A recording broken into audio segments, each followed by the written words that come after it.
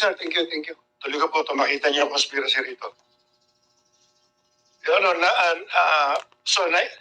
natapos ko na itong isa. Lagi natin.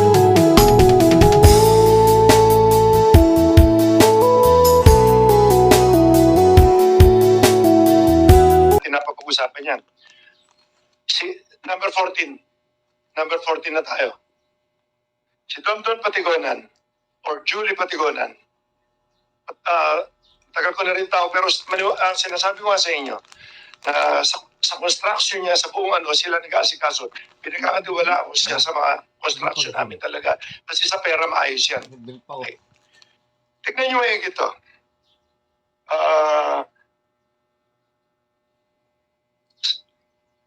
2019, kinasuhan siya ng murder, frustrated murder. Sa Tanay. Tanay din.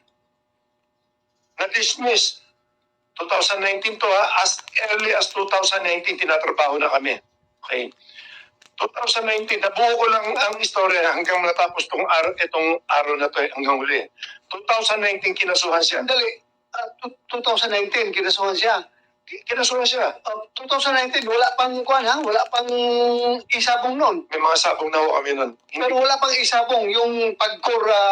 ang pagkor, isang taon lang po mahigit. Pero itong kami magkakalaban sa sabong. Matagal na ho to.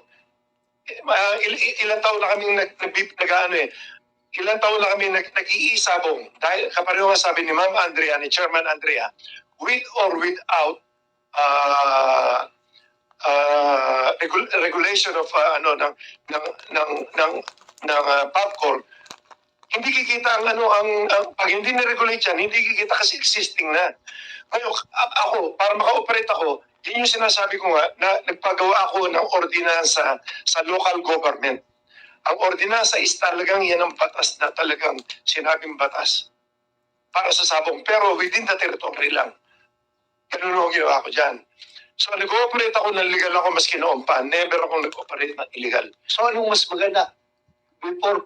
Bago pumasok ang pagkor o... Alin na mas malaki? Ano mas malaki sa'yo? Kita mo. Bigla lumaki ngayon kasi naging nagkaroon kasi nagkaroon na ng internet na todo, nagkaroon ng payment system, pinag-aralan ko lahat, magka-COVID lahat, nagkaroon na ng mga, na-improve kasi pag ako siya nag-design, nag-upgrade ako na upgrade. So, salamat. Well, legal na, hindi ako masyadong after sa pera, Your Honor. Hindi, kaya nagpasalamat ka. Nagpapasalamat ako kasi ang gusto ko talaga po tumulong sa gobyerno lagi. Maganda. Kaya nga ako rin na-suggest na taksan kami ng yung suggest na 5% of GGR. So, lalo natin without pagko-regulation, mababa ang kita nyo. Kung pagko-regulation, gumanda. Ang takbo ng isabong. Una-una mga bangko, ang mga payment system, okay, open na kami. Kasi alam nila legal na legal eh. Kasi pag ipapakita mo po sa bangko is ordinance lang, nagkakaroon ng question eh. Thank you. Let's give the floor to Senator Tolentino first. Tanong lang, Mr. Chairman. Pwede pong bumalik tayo sa slide number 3. Number 40 na tayo ngayon eh. Okay, number 3. Number 3, balik lang natin. Ikaw ba may control? Number 3? Opo. Okay. Ang tanong lang to, isa't kalahati. Ay, nagbibitaw siya. Lalamig tong kape ko. 3 or 4, siguro. Yan, yun po. I have nothing to do with the person. Hindi, lumampas mo kayo. 3. Yung kanina. Yan. Wala po akong pakialam ngayon sa personalities in court. Gusto ko lang makita itong physical environment. I-clarify ko lang sa iyo. Saan po ito? Sa Manila rin na po. Manila? Yes. So hindi ito yung buong ruweda. Hindi ito yung buong sabungan. Ito ba yung binabanggit mo na? Kasi parang yung likuran parang tarpaulin na tayo, kumot, o ano ba yan, lona. Ano ba yan? May video yan. Pwede namin ipakita sa inyo totoong video. Ibig sabihin, ito po ba ay yung buong sabungan o isang kwarto sa sabungan o isang studio? Lahat po ng tatlo lang po yan eh. Lahat, studio lang lahat. Studio. Wala kami sa buwan na may mga tao pumapasok, hindi ka na. Gusto kasi, marami kasi nakikinig tayo mga kababayan ngayon. Kasi kanina, tinatanong ka ni Chairman, nagpapasalamat ka sa PubCorp, binigyan kayo ng lisensya, nakapag-operate kayo. Binasa ko rin yung ready ang PubCorp, mamaya tatanungin ko kayo. binasa ko rin yung regulatory framework ng PAGCOR. Yes. Sabi ng PAGCOR, live streaming noong actual cockfight Yes, yes, sa Sabungan, yes, Your Honor. kung saan kayo humingi ng ordinansa na binanggit mo, di ba? So, doon sa laki ng Sabungan, kumuha kayo ng isang kwarto at yun ang ginawang studio. Doon kinukunan siguro ng live streaming sa pamamagitan ng teknolohiya. Ito yung lumalabas dito sa ating mga gadgets. So, mamaya tatanungin ko si PAGCOR, sabi ko nga maganda si PAGCOR, ito ba ay sang-ayon sa Presidential Decree 449, sa lisensyang binigay nyo sa Pitmasters po kayo, na magkaroon ng live cockfight sa Sabungan o live cockfight na lang sa studio. Your Honor, napapalwarin ko na po yan. Sa PAGCOR ko po itatanong yan. Iliwanag ko lang ito kasi kung live cockfight, wala ko nakikita mga nanonood dito na nag-iiyawan, nagsisigawan. Your Honor, ako naman mag-explain ko Sige na po, po yan. sige po.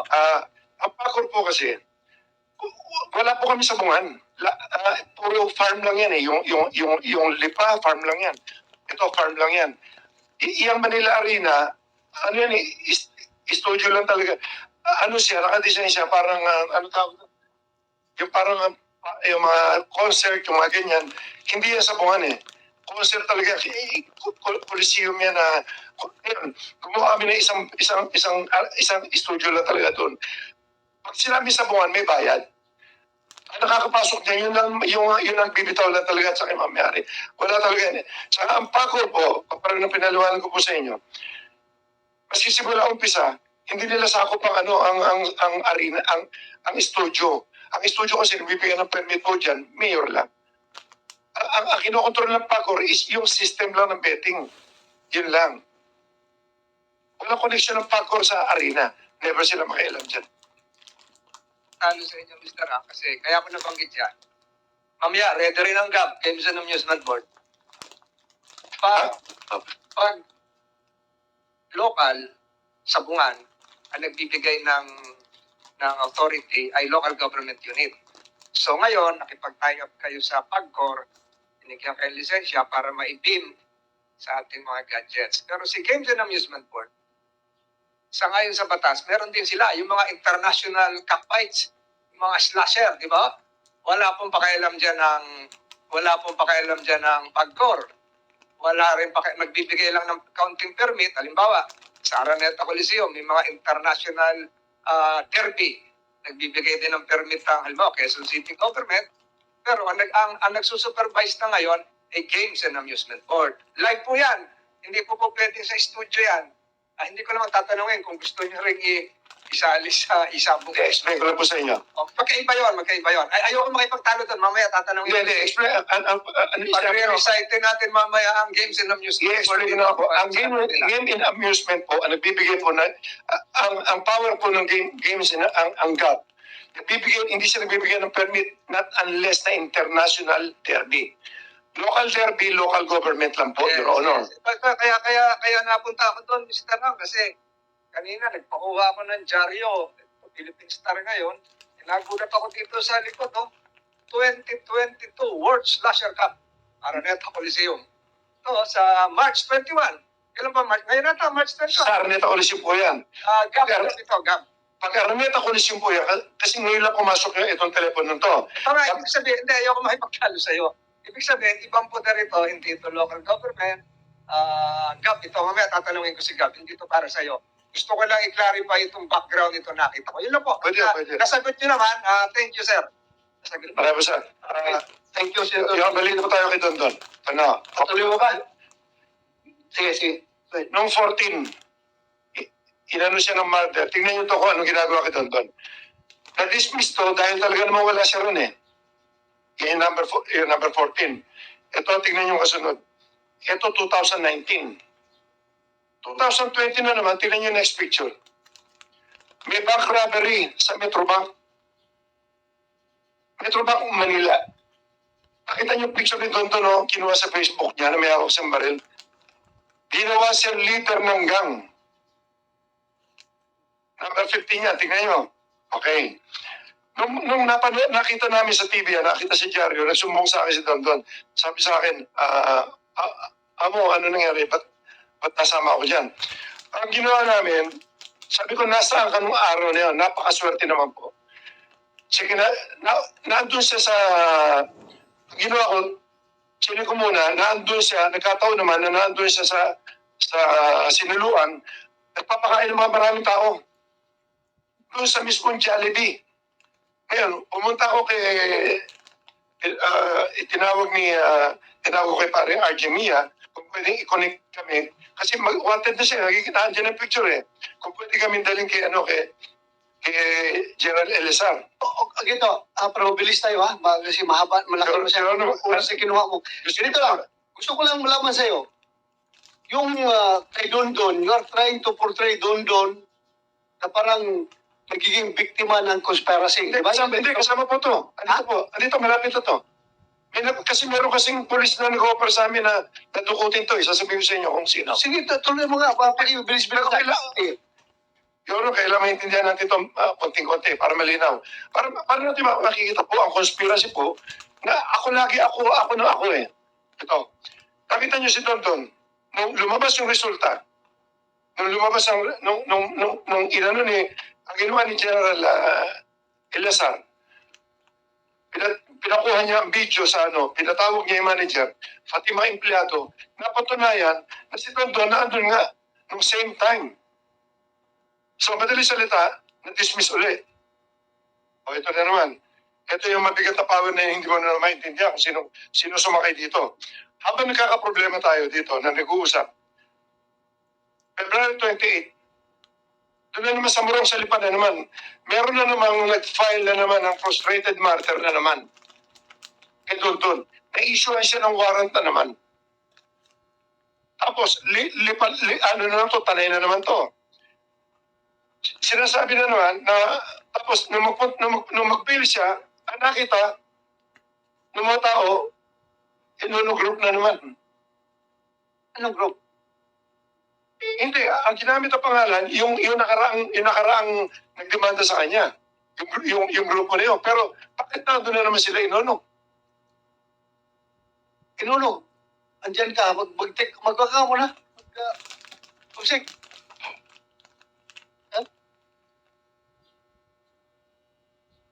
Sige, Uli ko tapusin ko muna lahat. Tapusin ka.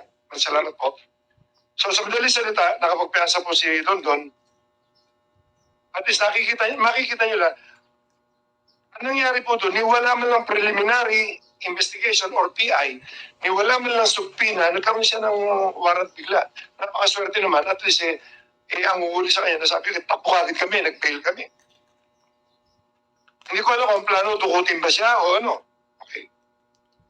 So, tapos po tayo dito. Ngayon, yung next picture naman. Tignan niyo yung number 19 yan. Yan yung si Indon Alvin, yung nagsasalita kanina. Convicted siya nung 2018 ba yun? Sa Tanay. Taga-Tanay din yan. Bakit Tanay na naman? Kanina Tanay. Tanay siya. Convicted sa drugstore, nag-plea bargain yata, kaya nagkaroon ng ano. Tapos, noong 2020, nahuli na naman siya ng mga polis na naman. Sinasabi niya, galing siya sa sabungan namin. Anong oras yun kung galing siya sa sabungan namin?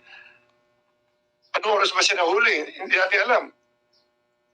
Kung galing siya sa sabungan namin, na imposibleng, anyway, ayoko ng conclusion ko. Nahuli siya sa drugs na naman. Same offense. Tigatanay itong taong to. Bakit puro tigatanay? Ang lumalabas ng mga testigo ngayon. Buong Pilipinas ang sumasali sa amin. May taga Mindanao, may kung saan-saan. So, madali salita, tapos tayo dyan, matatapos na yan Papasok na tayo sa importante. June 19, 2021, around 10:30, yung bahay ko sa Mandaluyong, nandun ako nakatira. Malapit sa squatter, doon ako nakatira talaga Inisa ng granada bahay ko, pinagpaparil yung gate namin. Sino ang may gawa niyan? Malay mo? Bahay mo? Bahay ko mismo. Yung gate namin. Kaya may mga pulis nga, pwede nyo pong ipacheck to sa Mandaluyong Police. Ipacheck nyo, pwede nyo i-check ngayon. Kompleto sa picture, kompleto lahat. Actually, may checkpoint. Pinagpaparil yung bahay ko at initsa kami ng granada. Swerte yung granada, hindi rin pumutok. Pinuntahan nila, pinaputok nila. Tapang mga gumawa nito, bahay ni Atong Ang, in-strapping, tinapunan ng granada. Kasi walang gwardiya, dire-diretso lang, nasa tabi ng kalye. Okay, sige. Nasa tabi ako ng squad, hindi po ako kilala, alam nila bahay ko eh. Thank you. Sige. Nasa tabi po ako ng squad, 5 floors na building, opisina, ibaba. Doon po ako nakatira. 48 Calvayo, kaya sabi ko na wala naman ako kinakatakutan dyan eh. Sanay naman ako. Ngayon, January 27, ultimo nga po Manila Arena, initsa ng Granada. 2 beses. Nagpunta ang Soko, nagpunta lahat. Sumabog ang granada? Sumabog? Nakita ng video, pwede nyo itanong sa... Hindi. Tinatanong ko na, sumabog ba ang granada? Swerte, hindi sumabog pero pinasabog ng mga pulis. Nagpunta sila lahat. Yung June 19, sumabog din, hindi. Well, I think dalawa yung granada na nakita. Baka isang bato yun eh. Nakita nila sa video. Hindi, dalawa ito, June 19 at saka January 27. Dalawang grenade throwing incident. In both incidents, sumabog bang granada? Nag-explode? Yung June 19, sumabog? Ang baril po, putok. Ang granada, hindi naman ibig sabihin na granada, hindi naman napapractice yan eh. Kung criminal ka, kung initsa mo, kung hindi tama pagtanggal mo ng pin, o kung hindi ano, pero hindi ko matanda, pwede nyo check sa police kung may pin. Pero hindi sumabog. Yung oras, nakita eh, pero sumabog. Pero ano, sumabog. Ang pwede nyo check eh, kasi hindi ko alam, hindi ako nakialam. Okay. Yung mga police po, checkin nyo kasi mahirap po magkota ko dahil iba, sila rin imbestigan yan. Meron silang video, CCTV, nakita nila kung sino ng mga ano, maski doon sa amin, nakita nila yung sasakyan na nagpaputok lahat, yung namaril, lumang kotseng puti. So sa madaling salita, pati buhay ko, nandiyan na. So, ito ngayon. Kunti na lang. 23. Kung makikita nyo rito, ito yung mga bandang ito August na ito eh. 2021. Nag-request kami sa NBI, sa NBI 24, CIDG, tapos sa DICT, tsaka ACOR. Kung makikita nyo, ang nagpunta sa aming NBI, si Deputy Director Dongalio, Atty. Dongalio. At ito ang pinakamaganda, ang punta sa amin, si Colonel Campo Rogar. Dito nyo makikita ngayon ito. Sino itong Colonel Campo Rogar? Nagmi-meeting po kami sa opisina. Andiyan yung cybercrime. Ibig sabihin, malinis sa intensyon namin talaga. Nagsusumbo talaga ako. Kasi gusto ko liga lahat eh. Ando na yung BI, isang table na mahaba kami. Ang legality kasi, pagka meron kang ito yung mga result to. Ganito kakapal ng reklamo namin sa kanila. 90 katao yata yan. So sa madaling salita, pinag-aaralan namin. Pinag-aaralan nila na hindi pwede basta-basta maghuli. Kailangan may search warrant, may judge, kung ano-ano. Tapos, meron kami mga nakacheck sa Bacolod, may Sambuanga pa yata, may kung saan lugar. Ang tagal nag-uusap, tapos, eto si Colonel Rogar, sabi niya, boss, gusto mo dukutin na lang namin eh. Hindi ko, nandiyan siya pwede niyong tanungin, tsaka yung MBA, nandiyan si Atty. Dongalio. Harap yung mga tao. When you say Colonel Rogar, Colonel Rogar Campo. Siya nandun eh, siya nasa. Okay, tapos sabi niya, dukutin namin. Sabi niya sa harap namin ganun, hindi ko alam kung nagbibiro siya o ano. Gusto mo dukutin na lang namin eh. Sabi ko, hindi kami nagatin niya. Provincial Yes, Your Honor. Nagsusumbong na nga ako eh. Okay? Twice ko na siya nakita eh. Meron pa kasunod to na isa na lang.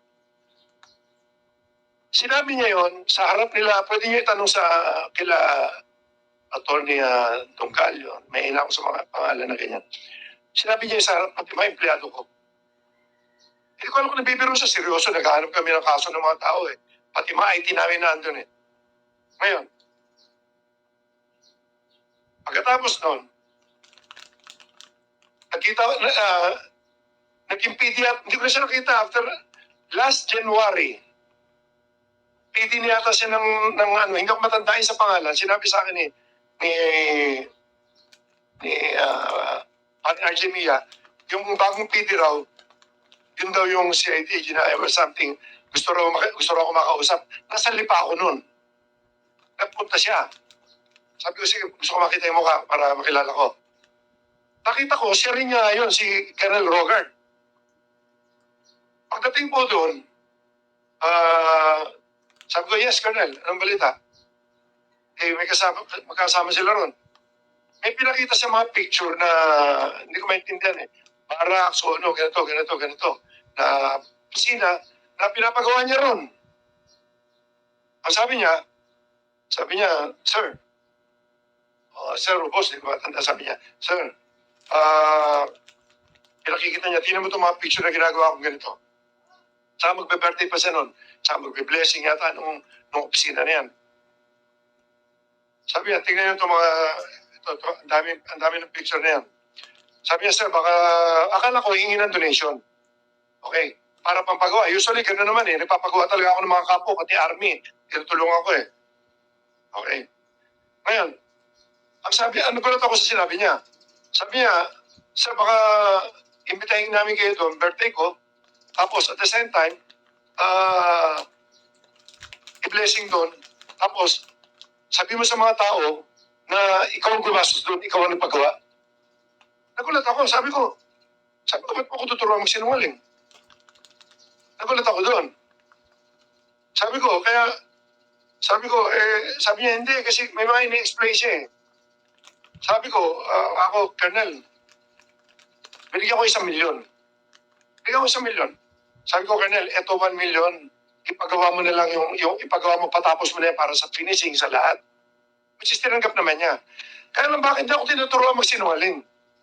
Hindi nga po ako sinungaling, Your Honor. Diretso akong tao at ayoko na mga yung gulo-gulo. Sinasabi nga niya, dukutin yung tao eh. Hindi nga ako pumapayag eh. Ngayon, siya ang PD ngayon. Pati nakukulong, pati sa drugs, pinipilit niya yung mga pulis na may kasalanan na hindi naman totoo. Kaya natataka ko, sino ba ang nasa likod ni Rogard? Kaya to. So, balik ko ang tanong sa'yo. Sino? Para, Ito muna. Bakit niya pinaplatid na ba niya ako na pumunta ako sa kampo niya noong January birthday daw niya? Na sabihin ko sa mga tao ako nagpagawa ng kampo niya. Ano purpose nun? Hindi ko alam. Ayun, nakita niyo naman tinatrabaho na ako 2019, pati bahay ko pinagpapabaril na. Okay, ngayon, sino nasa likod nito? Wala akong iisipin ba? Matino akong tao eh. Siyempre, kalaban ko sa negosyo. Sino-sino?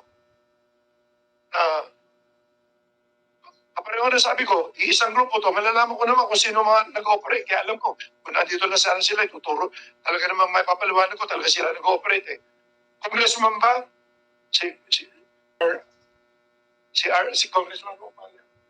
Congressman Tevez ba? Congressman Hindi ko yun. Siguro, isa sa kumpanya eh. Okay. Hindi naman siguro. Kasi matagal na ako nagtuturo. Ang totoo niyan, nagkausap kami ni Kong Arnie. Sabi niya, pinapatawag ako sa Senate. Sabi ko, kumusta na ba yung business mo? Sabi niya, ato, binigay ko na sa iba yan. Parang ganun yata yung sinabi. Iba na nag-ooperate yan. Sabi ko, ako lang nagturo kasi kung paano gagawin nung panahon na nag-i-start siya. Tatlong personality lang ang alam ko eh. Yung mga iba kasi mga parang iba na eh. Yung isa, si Bong na nga eh. Alam natin, very powerful, hawak niya lahat. Hindi naman tayo magkaila eh. Mga pulis dito, lahat. Bong Pineda. Okay. Yung isa nag-ooperate yan. Sige. Alam naman natin na kanya, pag nagsinungaling pa sa sarap dito, iba na ang klase yun. Kasi lahat na nag-ooperate, Your Honor, maski ibang kumpanya, maski kami nag-ooperate, hindi naman pwede ilagay namin lagi ang pangalan namin eh. Kasi minsan may bawal eh. Kapag si Kong Tevez, hindi niya pwede ilagay, congressman siya. Mabuti na ibigay niya sa iba.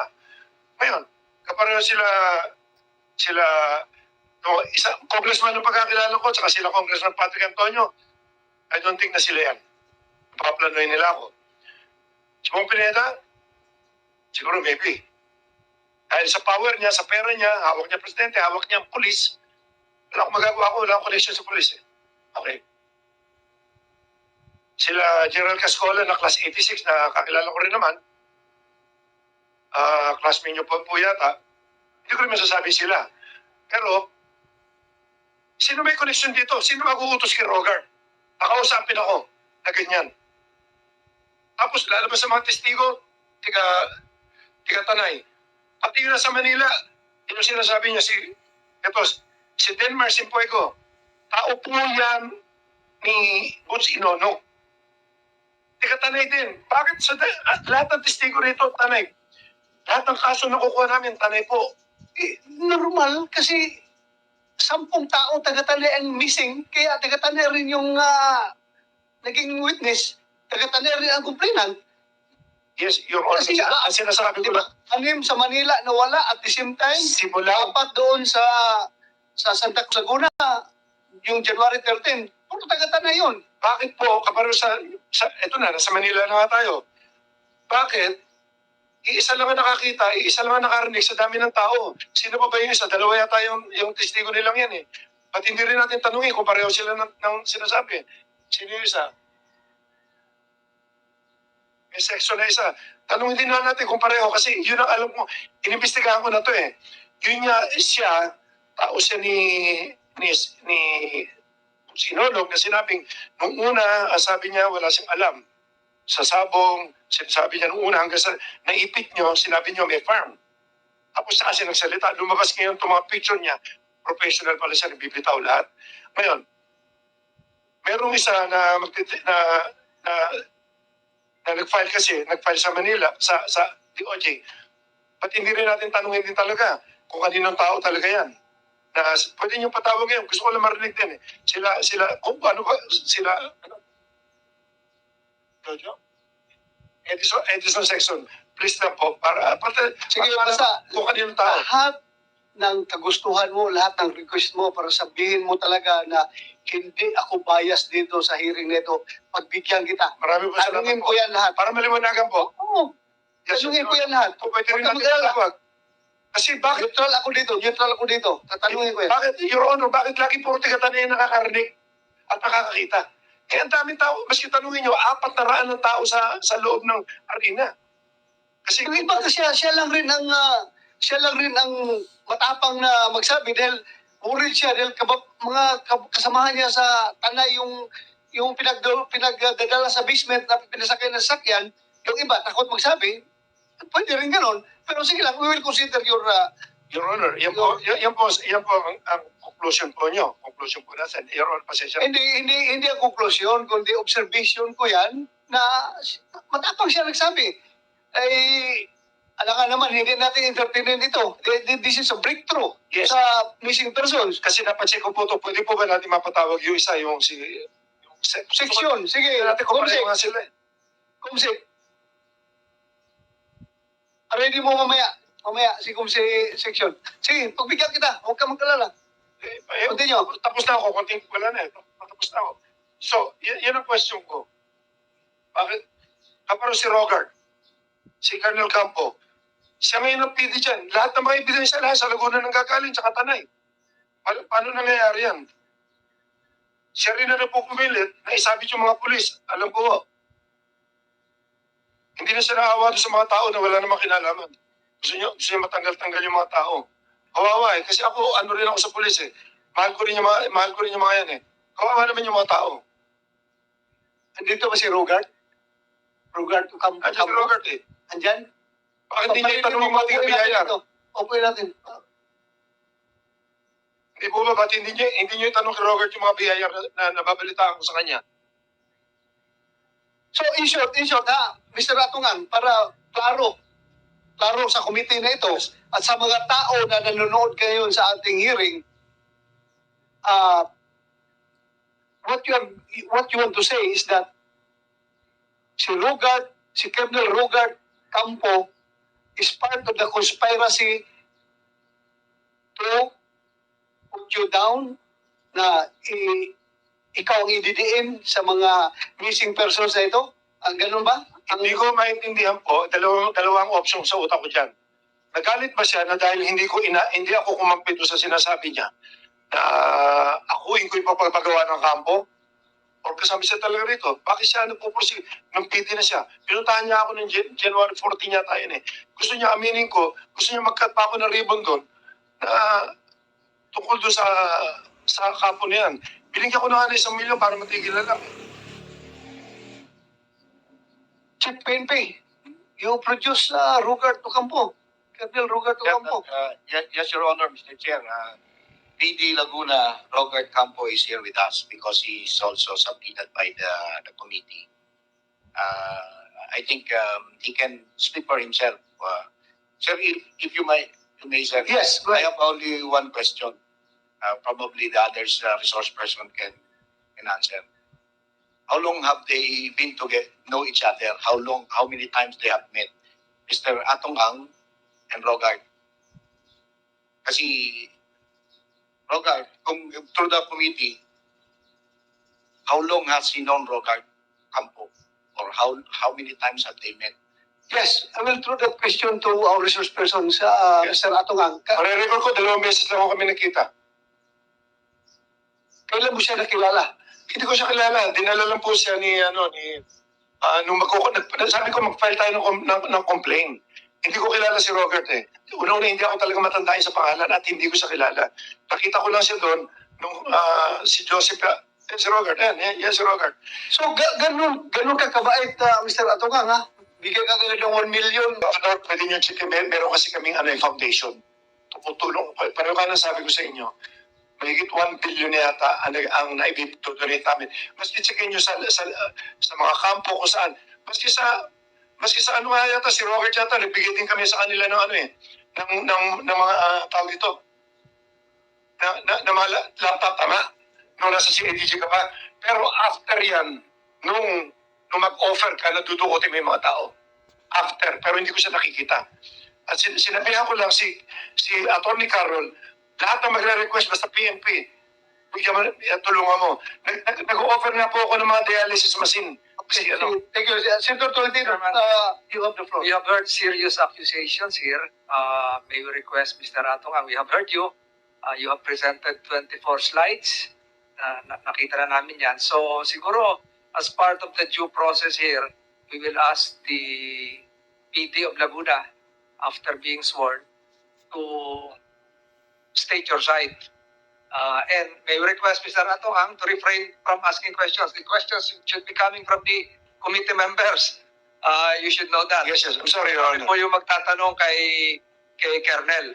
Hindi po gagawin. Maliwanag po yun, sir. Yes, Your Kung Honor. nakapagsalita na kayo, pinagbigyan na kayo ng committee, narinig na namin kayo, pakikinggan naman namin si Kernel ngayon. Yes, Your Honor, kasi tumingin siya, nabigla na ako. Saka refrain from pointing fingers para hindi naman po mapahiya yung taong inaakusahan nyo. Yes, Your Honor. Respect the rules of the committee. Yes, Mr. I'm sorry. Thank you, thank you.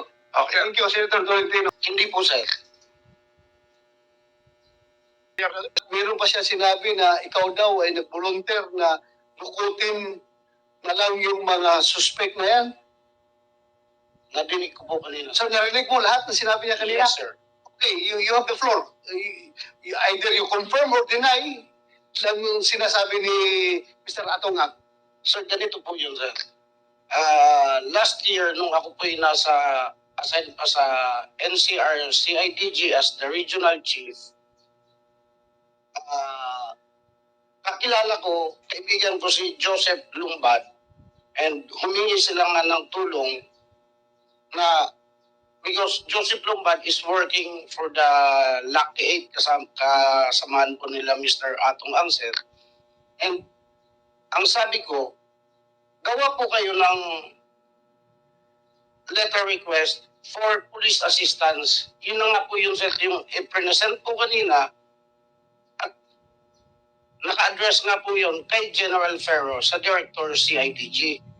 And yun yung, kung nung naalala niyo po noon, sir, nung first Senate hearing, masabi yun ni Attorney Santos na may request sila for assistance na kasama NBI at CIDG na ina-allege nung isa sa mga witness na malakas na daw si Mr. Atong Ang sa NBI, sa CIDG. Pero sa amin, sir, for purposes na kailangan po naman talaga namin, kayo po, sir, lahat naman tayo bilang police, for police assistance, intervention, kailangan may basis. Kaya gumawa po ng sulat si Attorney Santos from the Lucky 8 Corporation, address to Director CIDG, ako po ang nag-receive, and nag-usap-usap na po kami, kasama na po noon yung NBI. That's the first time na doon nga po, nagpunta kami minsan sa office na ni Mr. Atong Ang sa Mandaluyong, sir. At saka, sandali it was recorded during the last hearing Yes, sir. na si outgoing CIDG Director, General Ferro, was blinded by that operation. Hindi niya alam. Hanggang sa'yo lang ang coordination, hindi niya alam. Diba, naggulat pa nga siya. Meron pala kayong operation na ganun ginagawa. Hindi niyo pinapaalam yung director ninyo.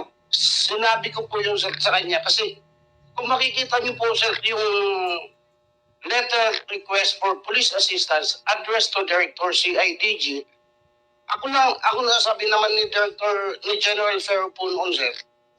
Ikaw na no, yung bahala. Sa NCR CIDG na, kayo na humawak. Kaya ako na po ang nag-receive, sir. And after the police operation, may Klaruin natin, ha? Nandiyan si General Ferro na hindi niya alam yon. Tapos sa'yo, nagsasabi ka na siya nagsabi sa'yo na ikaw ang bahala. Yes, sir. After the police operation that we have conducted, sir, entrapment operation, we have submitted a spot report and development report na may huli po kami, address na nakasuhan, nahuli nakasuhan, ginawan po namin ng spot report at address po yung sa Director CIDG, sir. Kaya hindi po pwedeng sabihin na hindi po nila alam, sir. So yung sinabi ni Atong Ang nag-volunteer ka daw na pagdudukutin nila yung mga tao na yan. Yes, sir. Ganito po yan, sir. Eh, sir, Ganito po, sir, ang kwento dyan, sir. deklaruhin mo muna. Yes, sir. Totoo yan, sinabi mo during a meeting. Sir, hindi ko na po matandaan na kung nasabi ko, pero kung may nabitawan mo akong salita, pero pabitro man siguro, sir, hindi ko na matatandaan, sir. Pero nagkaroon po kami ng case conference meeting together with the anti-cyber crime. With the NBI po, sir. Sandali, makinig ka. Ikaw hindi ka pa retired, hindi ka pa malimutin.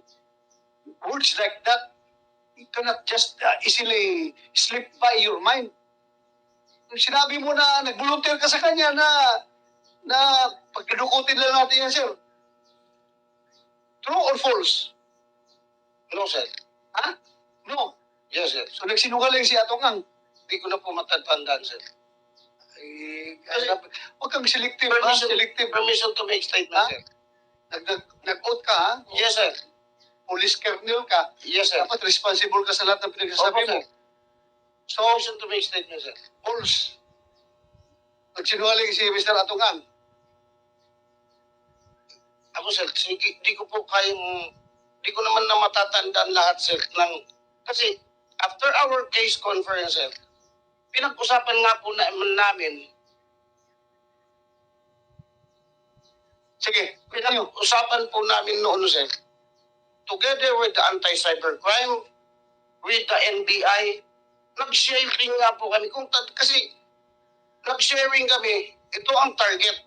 Within NCR, Metro Manila, sir, sa amin, ng NCR CIDG, napunta yung mga target na involved sa cloning.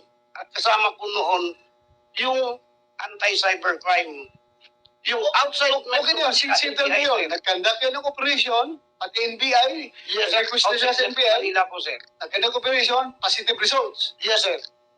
Legal lahat yun. Yes, sir. Walang problema, di ba? Wala Opo, tayong sir. kita problema doon, legal lahat yun. Ito na naman sinabi niya kanina na binigyan kanya ng 1 million. Yes, sir. Ayun, tinanggap mo. Sir, may letter request po kami. Kasi even, totoo po yung sinasabi ni Mr. Atong Ang, sir, na even nung ako'y nasa CIDG, talagang kulang ang gamit din ng kapulisan. Alam mo Okay, po yan, sige. sir. Oh. Nag-donate Pinanggap mo. Nag-donate siya ng computer sa 10 laptop. Okay. Tinanggap po namin nung nasa Laguna ako, sir. Gaano kayo ka-close ni Mr. Atungang? Hindi kami ganun ka-close po, sir. Ilang bisis lang kayo nagkikita? Yun nga, sir, nung doon sa office niya, nung nag-case conference po kami with the anti-cybercrime, with NBI, and then nung pangalawa nung sa Lipa, sir, na ako'y PD na po ng Laguna, na How about itong si Kwan? Si Julie Patidungan. Matagal mo na itong kilala? nung sa Laguna na lang po kami kilala niyan, sir, ni Don, sir. Palagi kayo nagtatawagan ng cellphone. Nagkakatawagan po, sir. Okay. Si Mr. Atong Away sinabi pa kanina na gusto mo daw siya magsinungaling na pinapaangkin mo sa kanya na siya ang nagfinance, nagpagawa ng building ninyo. Tumulong po, sir. Totoo yan na gusto gusto mong magsinungaling siya. Sinabi ko lang, sir, na tumulong siya. Hindi nga, kaya nga tumulong siya, di ba? Sabi niya, nagtataka doon siya, bakit pinapaangkin mo sa kanya yung pag-construct ng building ninyo doon sa kampo. Yun ang sabi niya.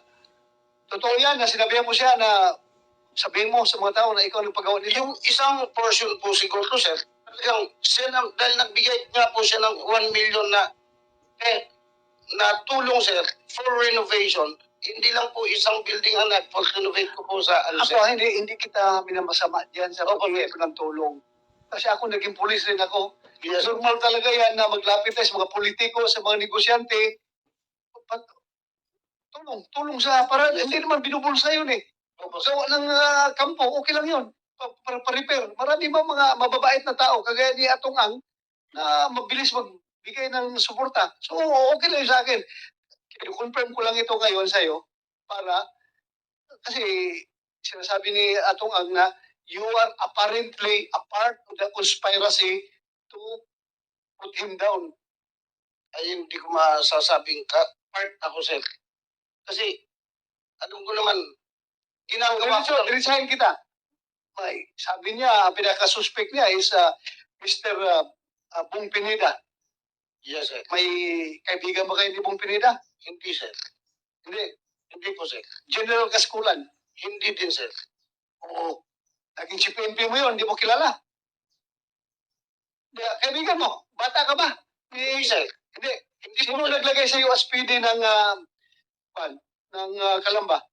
In the time of General Ilazar po, sir. General Elizar. Yes, sir. O ito ngayong mga kaso ni Julie Patindungan na apparently parang gawa-gawa lang daw. Sabi niya itong ang para ipin down yung tao niya. Ano masasabi mo doon sa mga kaso na hinaharap ni Patindungan? Yung mga double attempted murder, frustrated murder? Wala akong masasabing may kinalaman. Hindi mo time yon? Hindi po, sir.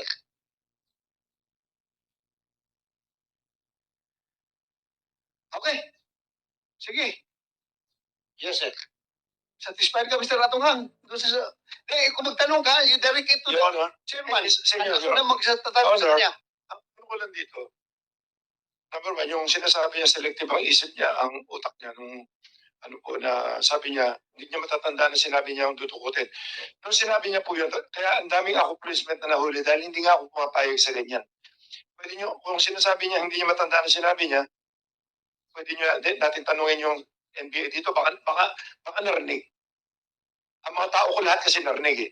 Number two, yung ano po, Your Honor, yung sa Laguna, sa Lipa, yung sinabi niyang halos tapos na yung pinakita niya sa akin picture, hindi siya humihingi ng pera nun, nag-donate lang ako. Ang sabi lang niya, akuin ko lang daw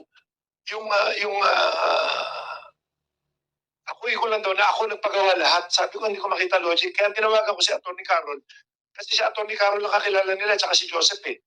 Never ko siya kilala, kaya sabi ko, nakita ko lang siya once, twice nung lumapit, hindi ko alam pangalan niya eh.